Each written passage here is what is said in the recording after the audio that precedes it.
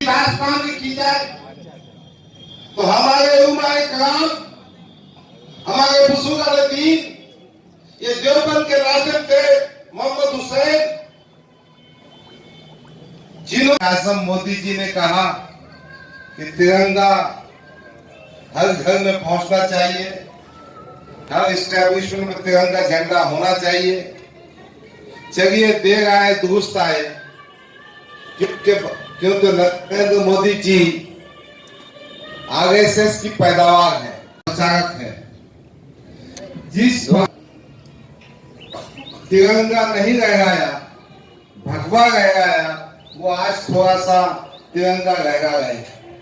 मैंने परसों व्हाट्सएप पे देखा कि जनाब खासदार इम्तियाज जलील साहब, उसी के साथ में यहाँ पर हमारे साथ मौजूद हमारे दारुल इस्लाम टीम के सदर जनाब कलीम मुल्लाइट साहब, अनीस खान साहब, नासिर सिद्दीकी साहब, मौलाना महफूजुर रहमान साहब, स्टूडेंट विंग के हमारे प्रेसिडेंट जनाब कुणाल खराज साहब, गंगापुर से यहाँ पर तशरीफ लाए हुए हमारे दोस्त गंगापुर के शहर अध्यक्ष जनाब फैसल बार्सलोन साहब, और मेरे अजीज दोस्त, मेरे साथी जो मेरे साथ कंधे से कंधा लगाकर काम करते हैं और काम करते रहेंगे, और हम दोनों के बीच में जो मोहब्बत है, जो इत्तेफाक है, इंशाल्लाह आने वाले वक्त के अंदर उसको और हम आगे बढ़ाएंगे।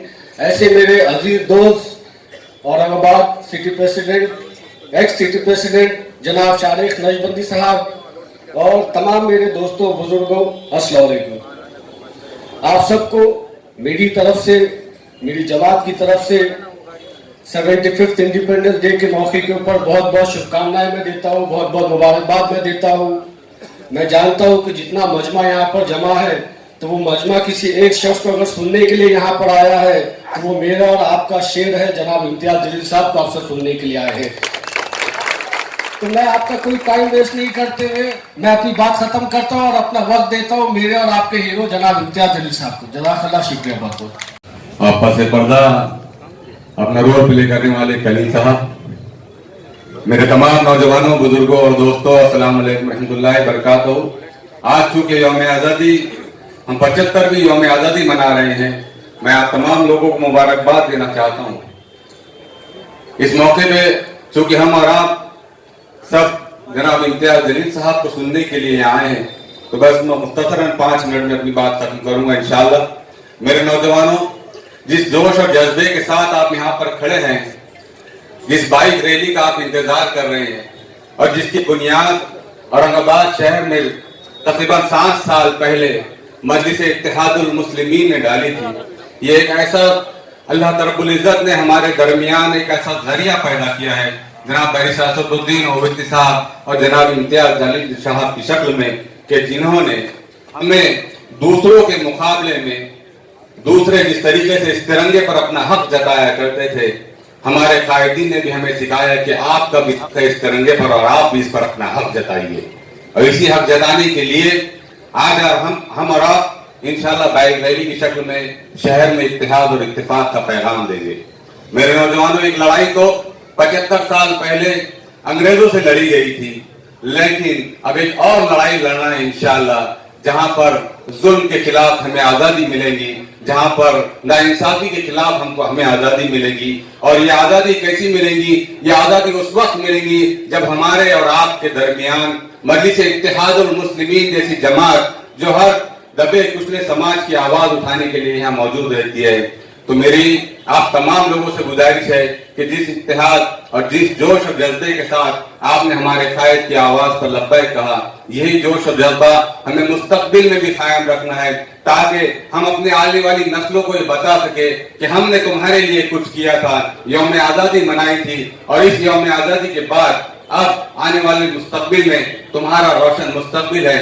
मेरे नौजवानों, मेरे साथ 2 नारे जरूर लगाइए, इसलिए कि जिस कायद ने हमें और आपको मुत्तहद किया है, और इस मुल्क में आपके और हमारे जितने हकूक है जितनी हमें आजादी दी गई है उसका एहसास, उसकी फिक्र हमारे अंदर, उस शऊर को बेदार करने का अगर किसी को क्रेडिट जाता है तो जनाब इम्तियाज जलील साहब को क्रेडिट जाता है कि जिन्होंने इस बात को साबित कर दिया कि इस मुल्क पर, इस तिरंगे पर जितना तुम्हारा हक है उतना ही हमारा भी हक है, जितना तुम्हें इंसाफ मिलेगा। है उन्होंने अपने डीपी पे तिरंगा दे दिया है। हुकूमत क्या क्या चीजें सिखाती है। हुकूमत ये सत्ता में आने के बाद जमहूरियत के सामने झुकना पड़ता है। ये तिरंगे की जीत है, तिरंगे की फतह है, ये तिरंगे की कामयाबी है कि वो जिनके जहनों में तिरंगे से नफरत थी, मजबूरन उनको भी तिरंगे के सामने झुकना पड़ा। अजीजान गिरामी, एक बात सुन लीजिए कि हिंदुस्तान की आजादी में ये बताया जा रहा है कि आरएसएस का भी हिस्सा है। यकीनन इस बात पे गुफ्तगू होना चाहिए कि भारत की जंग आजादी में किसने क्या क्या किया। मैं परसों एक मजमून पढ़ रहा था, इंडिया गेट पर तकरीबन 65,000 मुजाहिदीन आजादी के नाम कुंदा किए हुए हैं, नक्श किए हुए हैं। उसमें 61,495 नाम मिल्लत इस्लामिया के मुसलमानों के नाम है। यानी हर 100 नाम में 94 नाम मेरे समाज के हैं, मिल्लत इस्लामिया के हैं, मुसलमानों के। यह और बात है, तारीख में ये बातें भी पोशीदा नहीं है कि किन किन ने अंग्रेजों से माफी मांगी थी। उनके नाम मैं गिनवाना नहीं चाहता, मगर वही ताकतें, वही जहनियत, वही फिरका परस्त ताकतें समाज में आगे आकर आजादी का सहरा अपने सर मनना चाहती है। भाइयों, दोस्तों, अजीजान गिरामी, ये एक हकीकत है कि मुसलमानों के खून में आजादी होती है, मुसलमानों के खून में हुर्रियत होती है, मुसलमानों की। ये मंजर इस मुल्क की हुकूमत में देखना चाहिए था कि जब तिरंगा आया तो उस तिरंगे को हासिल करने के लिए नौजवानों का जोश देखिएगा कि कैसा है कि ये तिरंगा मेरे हाथ में आना चाहिए।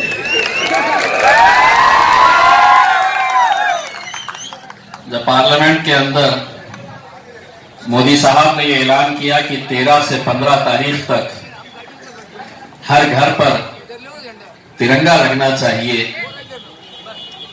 तो हमने उन्हें देखकर कहा, ओफ ओफ, तुम भी।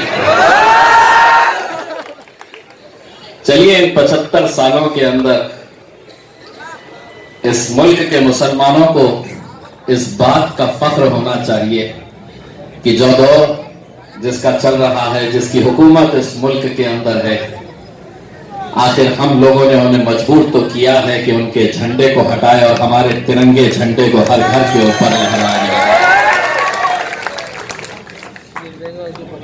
और जब वो 3 दिन की बात कर रहे थे तो हम ये कह रहे थे कि हम तो पिछले 75 सालों से इसे बड़े फख्र के साथ अपने घरों पर, अपने दफ्तरों पर हम लहराते आए हैं। उन्होंने कहा कि अपने पार्टी के लोगों को कहा कि अपने अपने शहरों में जाओ और तिरंगा रैली निकालो। मैंने कहा, ओफ, ये भी हमसे ही सीख रहे हैं। हम तो पिछले 7 साल से अल्हम्दुलिल्लाह अपनी गाड़ियों के ऊपर तिरंगा लहराते हुए शहर की गलियों गलियों तक हम जाते हैं, ये पैगाम देने के लिए ये मुल्क से हम कितनी मोहब्बत करते हैं। और मुल्क से मोहब्बत करना ये हमारे मजहब ने हमें सिखाया है, और उस मजहब पर चलते हुए मुल्क से मोहब्बत, मुल्क से वफादारी कैसी करनी चाहिए, वो भी इस्लाम धर्म ने हमको सिखाया है, इस्लाम मजहब ने हमको सिखाया है। तो हम पिछले 75 सालों से वो काम करते आ रहे हैं और इंशाअल्लाह आगे भी करते रहेंगे। आज यकीनन ये मुल्क एक ऐसे दौर से गुजर रहा है कि जहां पर बार बार हमको वफादारी का सबूत देना पड़ता है। अभी कुछ देर पहले एक मीडिया वाले ने मुझसे कहा कि आपके दफ्तर के ऊपर 12 झंडे आपने लगाए हैं। मैंने कहा अगर एक भी नहीं लगाता तो मेरा क्या उखाड़ लेता तो। क्योंकि ये झंडे हमने अपने घरों के ऊपर नहीं, अपने दफ्तरों पर नहीं, अपने दिल में इस तिरंगे को हमने बसाया है। हमारी वफादारी वो लोग आज मांग रहे हैं जिन्होंने 52 साल इस तिरंगे को हाथ नहीं लगाया था। 52 सालों के बाद अपने आरएसएस के हेडक्वार्टर के ऊपर मुल्क की आजादी कब हुई थी, लेकिन उन 52 सालों के बाद उन्होंने तिरंगा अपने दफ्तर के ऊपर लहराया और आज वो हमारे पास गिनती करते घूम रहे हैं कि किसने लगाया किसने नहीं लगाया। जिसने लगाया हम उसको सलाम और जिसने नहीं लगाया उसे भी हम सलाम करते हैं, क्योंकि यकीन मानिए अगर उसने अपने घर के ऊपर तिरंगा नहीं लगाया है तो उसका दिल और उसका सीना चीर के देखो तो तुम्हें तिरंगा नजर आएगा। हमें ये नकली 2 दिन 3 दिन के लिए नहीं कि 3 दिन के लिए लगाओ तो तुम देशभक्त हो गए। ये देशभक्ति का सबूत सर्टिफिकेट हमें किसी से लेने की जरूरत नहीं है। दोस्तों, आज पिछले 7 सालों से हम जो तिरंगे की रैली निकालते हैं औरंगाबाद में, आज भी हम निकालने जा रहे हैं। मैं तमाम नौजवानों से यह अपील करना चाहूंगा कि जिनके गाड़ियों के ऊपर तिरंगा लगा है उस तिरंगे का एहतराम करिए। कहीं गलती से अगर झंडा गाड़ी के ऊपर से गिर गया तो गाड़ी रोकिए, क्योंकि हमारे तिरंगे की बेहुरमती नहीं होनी चाहिए। आज हमारे ऊपर यह नजर रखी जाती है कि किसने लगाया किसने नहीं लगाया। मुल्क में जैसा मौलाना साहब ने कहा, डॉक्टर साहब ने कहा, बहुत जरूरी है अहम मुद्दे, उनके ऊपर भी सरकार को ध्यान देने की जरूरत है। इन 75 सालों के बाद अगर राजस्थान से एक खबर आती है कि 9 साल का एक दलित लड़का, स्कूल में पढ़ने वाला 9 साल का एक छोटा सा बच्चा, एक ऊंची जात के टीचर का पानी का हंडा स्कूल में रखा हुआ है, वो बच्चा अपनी प्यास बुझाने के लिए उस ऊंची जात के टीचर का जो पानी का हंडा था उसमें से जाकर वो पानी पी लेता है, अपनी प्यास बुझाता है, तो वो ऊंची जात का टीचर इतना आग बबूला हो जाता है, उसे इस तरह से बुरी तरह से पीटता है कि वो 9 साल के बच्चे की जान चले जाती है, वो मर जाता है।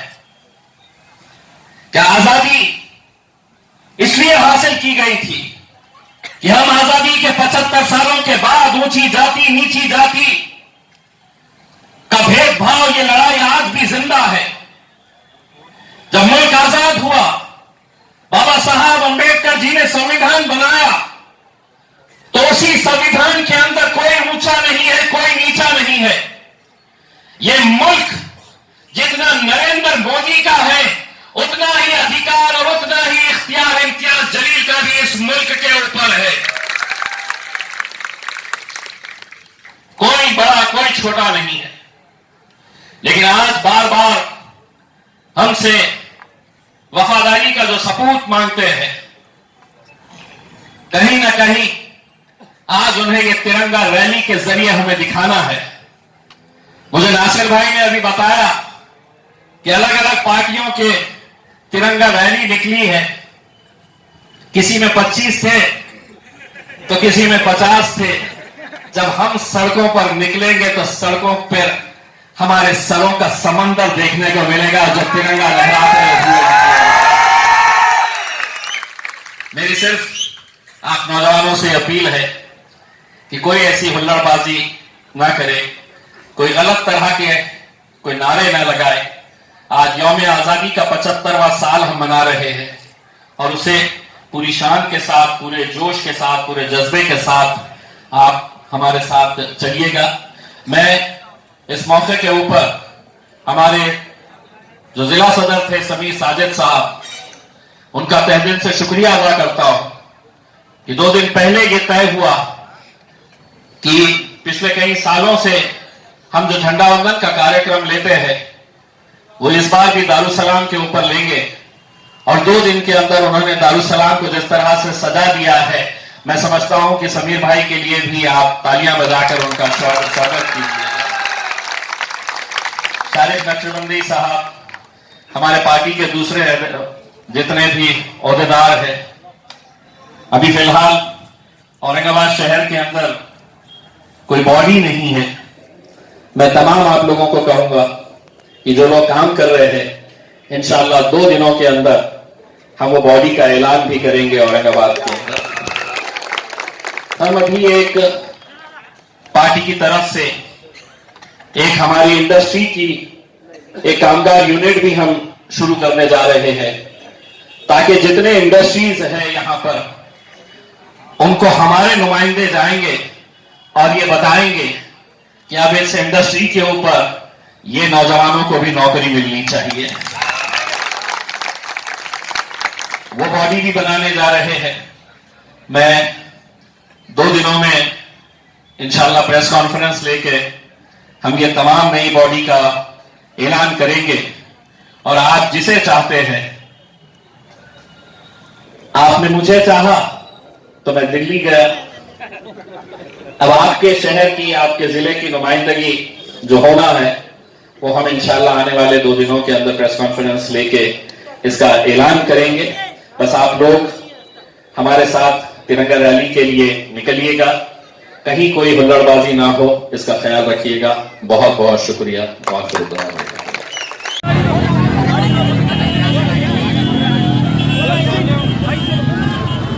भाई गाड़ी आगे लो, आगे लो भैया, आगे लो।